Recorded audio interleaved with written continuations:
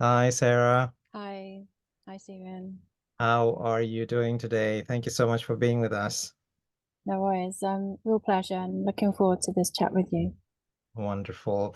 Okay, so you are actually frozen there, Sarah, unless it's something to do.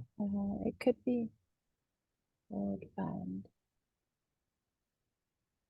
Yeah, you're completely frozen there. Let me try and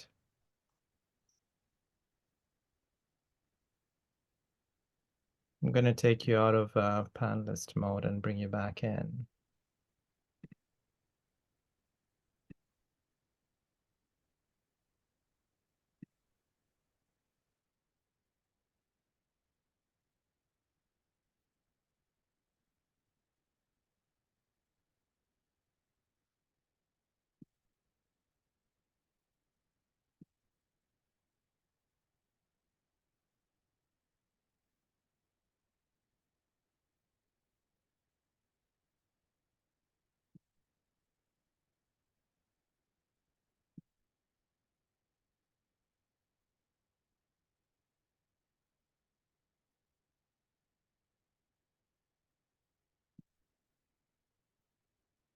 Oh, that's much better. Yeah, not sure what happened there.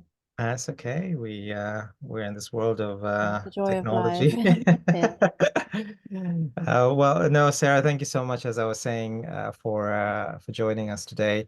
I will do a quick introduction to yourself, and then I would want yourself to give a little bit more about your journey and so forth. And then we'll delve into some of the nitty-gritty details as well.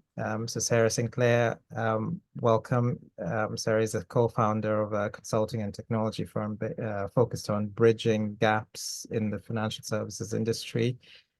Um, we will delve into her vision and strategies for creating successful, sustainable businesses. But she's the CEO, co-founder of a company called ChangeGap. So Sarah, please tell us a little bit more about yourself, because I didn't do justice on the introduction there, and then we'll delve into the details.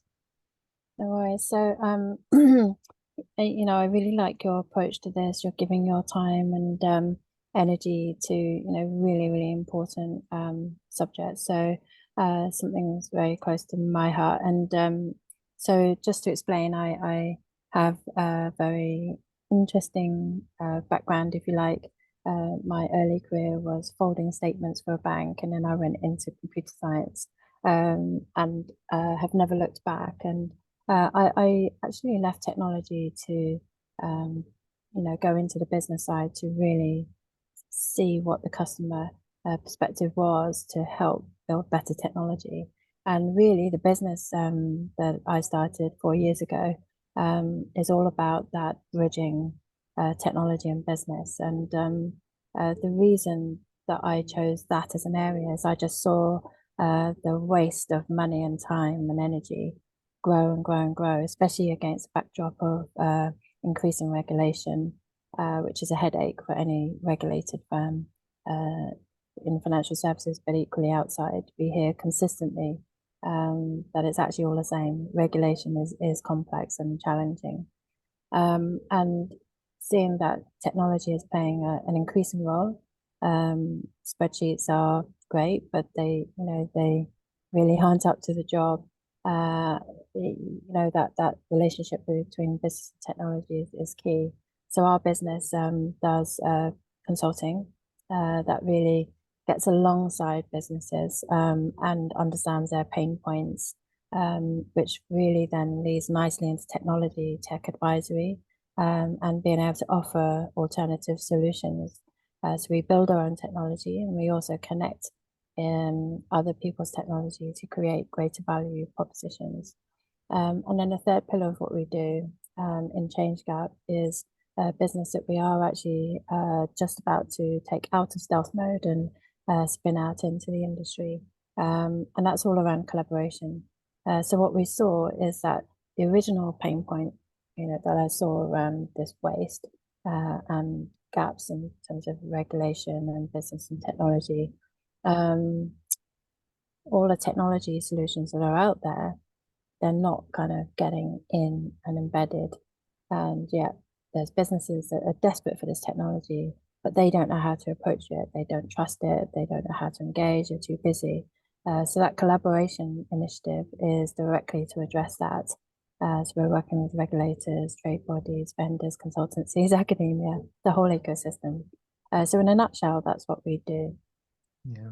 Sarah, I like the way you describe the three pillars and your background as well, which gives bigger foundation towards what's being done there. So a good segue to my question around addressing market gaps.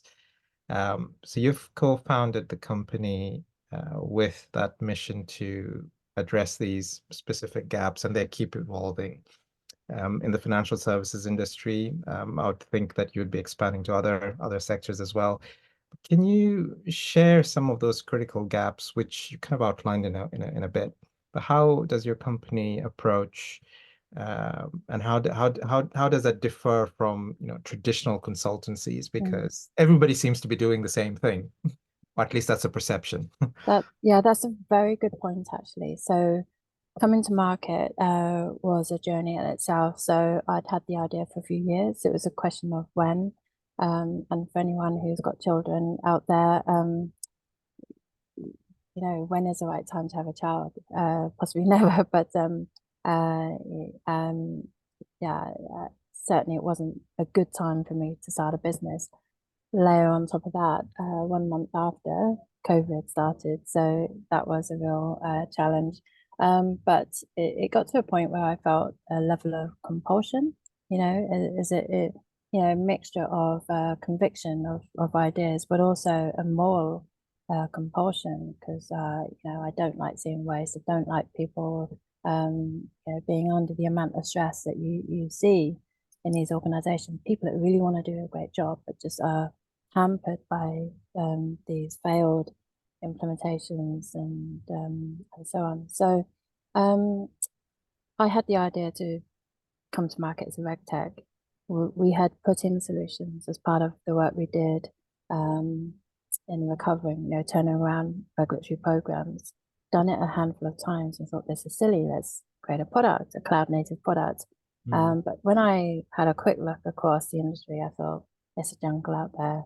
And I didn't want to get VC funding. So I said, let's do consulting to feed ourselves and to feed the product development. We were told that was confusing, it will never work, but actually, 4 years on, I can say it's the best thing because you haven't got that stress of constantly raising funds. You do get access to firms, and then it's an easier conversation around products and so on. So bringing it back to your question about market gaps, so a phrase that I use is, because people talk about product market fit. I would say that in this time that we're living right now, increasing pressure, increasing volatility and uncertainty, and increasing pressure on spend, it's real. I would say purpose market fit is something that I always really think about. And the way I describe that is it's going one step beyond, does my product fit the gap? I think businesses are interested in your motives. Are you still going to be here in X years' time, or are you just looking to sell out, make a lot of money, and then be acquired, and which then impacts businesses that have bought a product. So purpose market fit, I talk about, and I think that gives you sustainability in the market. Yeah. And Sarah, as you were describing about your own journey, you mentioned about uh, that compulsion, that conviction, and then you spoke about the market itself and the way you modeled the business. I mean, those are intersection points with resilience. It's a strand of resilience, I would say. Mm. Um, and during these times, when you introduce a new model, you need to be very, very careful as to how you want to keep it, existent, how you want to keep it dynamic. And it sounds like you're making some good strides there. So when we talk about strategies for innovation, and we talked about sustainability here, but sustainable innovation for that matter, we have this ever-changing landscape within certain sectors, and financial services and rather financial services is one of those heavily regulated area. It's fast changing. What are some of the practical strategies that you implement within the business so that it remains innovative? I know you've mentioned about your three pillars and so forth, but Yeah. think of it from your perspective, but also from a Mm, client's perspective. mm, mm, mm.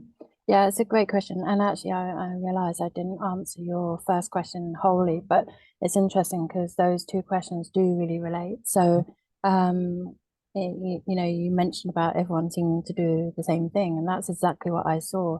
So even when it came to the website, I did my research and I looked at this consultancy, this reg tech, that reg tech, and they all use the same words, um, the same buzzwords, and but usually prefixed with "we're different, we're disrupting." But then it didn't kind of bubble through, and I thought, who am I to come to market with another business? And so that has served us well in terms of really looking for a higher purpose and something that's going to resonate, something that's going to catch the attention and trust of businesses. And that links into the strategy. So um, I've always had a roadmap to keep us on mission, on message. And that, as you say, things are ever changing. So the first part of the roadmap is to experiment, validate, and keep that cycle going. Do the research, keep curious, keep ahead of what's going on, what people are saying, what people are needing, and adapt your strategy and your product and your services to keep ahead because the competition is there and increasing. And if everyone does the same, then why is that of interest? Yeah, how are you going to set yourself apart? So having a clear roadmap that shows, that creativity. Um, keep your product or services evolving to meet the needs, and always look to improve. Yeah. And keeping people at the center of all of this so that they can support with the accomplishment of the vision and the mission as well, Mm, mm, which is very important. Sarah, tell us a little bit about the leadership aspects. I mean, like again, I'm just coming back to this environment where it's pretty competitive, it's fast changing, you know, lots of different types of consulting firms or firms, businesses, forget about consulting, but just businesses as a whole. There's creativity in one aspect, which is pretty crucial. How do you create that culture of creativity and collaboration within teams? Think of it from an internal perspective within your own firm, ChangeGap, but also if you were looking at other businesses, how do you create that or cultivate that culture of creativity? mm. Yeah, good question. So going back to that initial website, um, I was trying to think of different words that really meant something and really resonated, conveyed our mission and how we were different. And you do get a lot of buzzwords in financial services and consulting. So when I thought about that, what I came up with were things that you wouldn't necessarily first think of when looking at a consultancy or a reg tech. Um, and when I'm putting teams together, when I'm working with clients, I always talk about this. So you got your kind of core capabilities that you have that are expected of you, and so on. But that doesn't make you different. What really makes you different, I think, are like mindset and energy. Okay, so often clients need, as well as the basic service that you're providing, they need that difference, which comes from a place of culture. They want to know, do you care? Do you go above and beyond? And you can only do that if your people, your team, have that mindset, that will to serve and go the extra mile without being asked, and be creative in your solutions, Yeah. and not just kind of trot out the same stuff and look for ways to sort of land and expand. A legitimate land and expand is good, but I think it's all about serving, giving real value. Yeah. So I think creativity comes from that mindset to serve and to be different and valuable, and the energy. Yeah. Yeah, sometimes, if you're asked opinions of people, you've got your sort of benchmark questions and measures, but at the end of the day, you just say it's a vibe, it's the energy. Yeah, Yeah. yeah. And just building on that mindset and that culture of creativity. I mean, when you look at engagements with particular clients, and do you sometimes find there might be a gap there? You might have a great solution that you're actually trying to bring into the client, but the way things are operating within that environment might not necessarily gel with the way you want to work with them. Have you come across those kind of situations at all? Yes, I'm not sure if there's a time when I haven't. So, I mean, that's half the battle. Yeah, it's that gap, isn't it? And putting yourself in a position where you can bridge that gap and Yeah, overcome.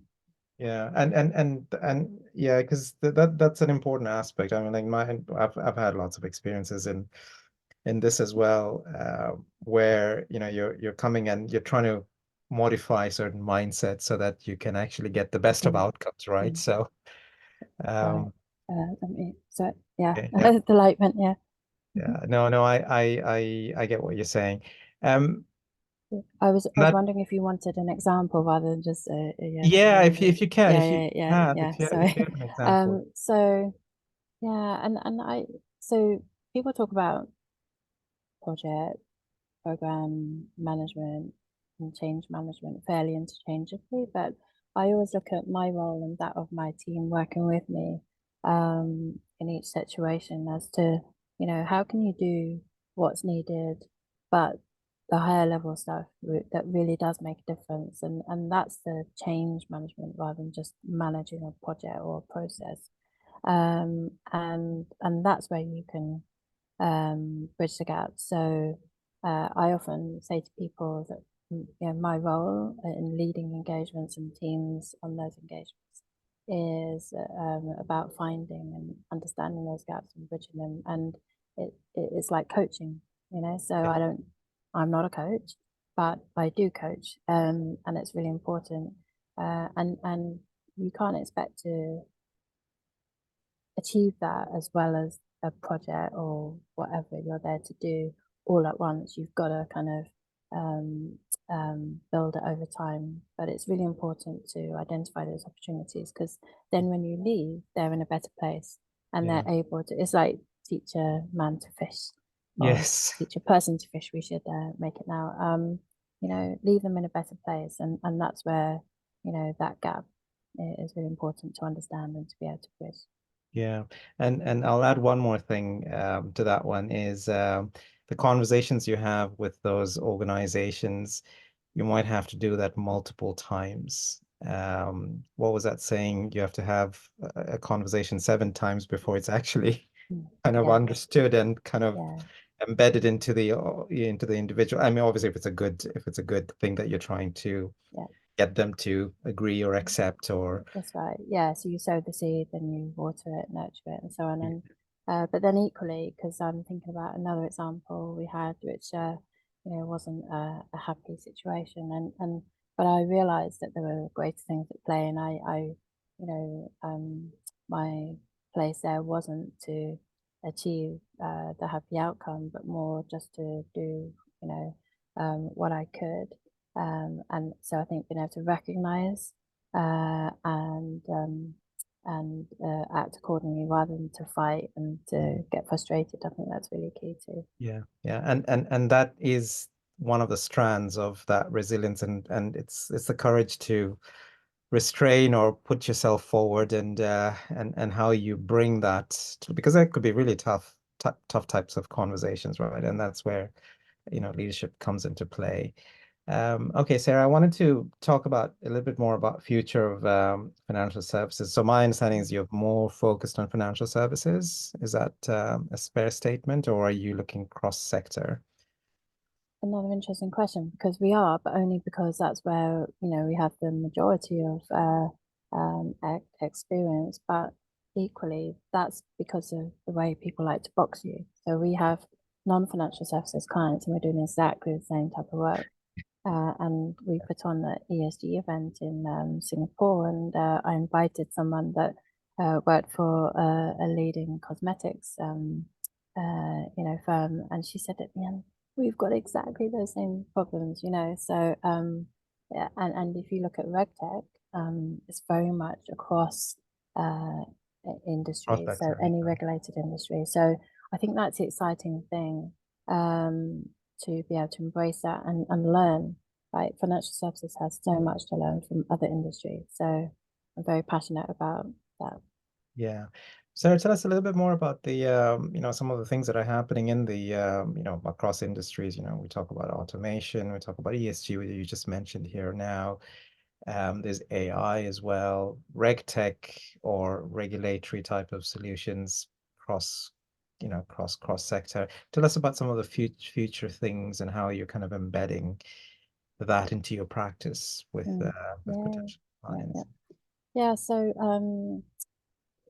so we all know that digitization is sweeping through, at pace, and yet not at pace, because of some of the challenges. Um, that's going to continue, and people are talking about open banking and open finance, financial inclusion, some of the more societal changes needed, Yeah. in terms of how financial services can reach further communities and so on. So that's something, that's continuing. Layering into that AI, as you say, and ESG, um, there's huge changes that need to happen. But there is this kind of crippling lack of capability and understanding. Um, so there's a real push happening across. So you've got regulators and trade bodies, compliance associations, vendors, consultancies, and so on, trying to upskill and Mm. trying to horizon scan and see what's coming down the track and how they can get on board with that. But it's a real race against time, because you can't just suddenly overnight learn about technology and how to use it, how to embrace it. So that's where we see ourselves in the role of advocacy, as well as helping create solutions that are responsible and sustainable, and joined up. So yeah, I would summarize it as digitization. It's coming at pace, whilst people are trying to upscale and learn how to embrace. Yeah. And the gap between those two is where we're working. And then I think the other thing is regulation itself. So regulation gets a bad name, I think.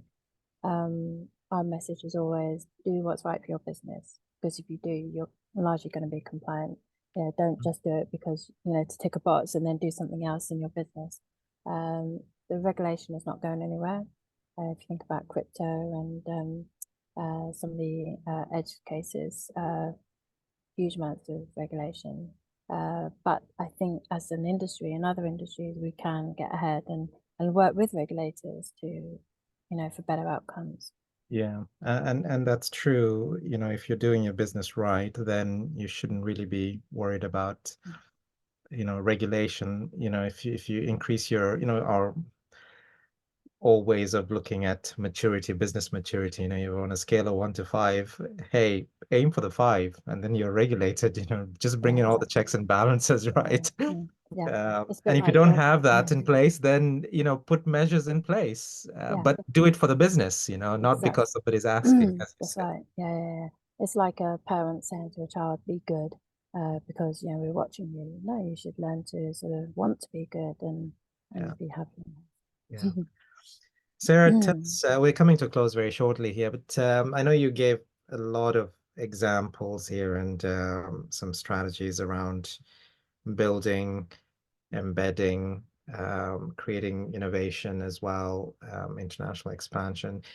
Share with us maybe a summary of maybe two or three strategies, when you look at it from an entrepreneurial perspective, or new business starting, or maybe even established businesses. What are some of the things that they need to be keeping in mind, um, to not only maintain the lights, keep the lights on, but also to be thinking a little bit more future focused? Sorry, did you say as a startup, a new business?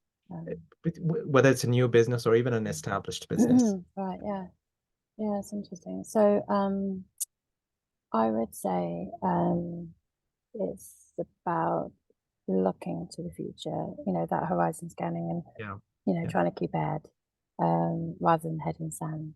It's the only way. And I don't know if you use this term VUCA, so Do, volatile, yeah. uncertain, Yeah. complex, and ambiguous. That's really becoming, more and more um, an inescapable, um, thing. And rather than think, say, for example, COVID, oh, that's out the way now, so we're going to be fine. Oh, this crisis and that crisis. Actually, I think there's going to be more crises. So the more we can be um, able to respond and withstand the shocks of those, the better position you're going to be. So it's that mindset of being ready, and being able to respond fast and properly and well. So that's one thing, and that applies to the smallest and the largest. We've seen Yeah. some very large businesses fail. So that's one thing. And the other thing is people. So you need the right people around you. I think one thing for myself I've lived by is laws of attraction. So to build something, that you're proud of and is going to stay the test of time, you need the right people. Yeah. One bad apple will, um, ripple through everything. So it's really important to build that culture and keep it. Yeah. And then I think technology, as I say, it's so much more part of our lives than ever before, and that's not going away. I think the digital divide is real, and we need to be mindful of that. So again, embrace technology and use it where it really is of genuine help, but not go after the latest shiny tools, because often you can spend a lot of money and you're better waiting till the hype's gone down. Yeah, yeah. Sarah, this is amazing, very great insights, and all very much related to the broader topic of obstacles to opportunities. And all of it has got that intersection with resilience, not only at an individual level, but at a business level, and just across the entire ecosystem of a individual and organization as well. Yeah, exactly. Yeah. I appreciate you for being here, Sarah. Thank you Yeah, so no much. worries. No worries. I mean, if you've got half a second more, I like Right. competition. I think that's key, and you mentioned that earlier, and that's a real area to sort of zone into, because there is more and more competition, and I think the ecosystems get more fragmented. So that comes in with creativity. Mm, Look for ways to be different. There's always uh, money to be made, but I think you have to be more creative, and competition is good, but mix it with that creativity. Yeah, I think that's a good thing to keep in mind. Sarah, words of wisdom there. Thank you so much for being with us and for It's a sharing pleasure. all those insights, which are very valuable, and all these unique insights. So thank you so much, Sarah. Thank you, Stephen. Thank you.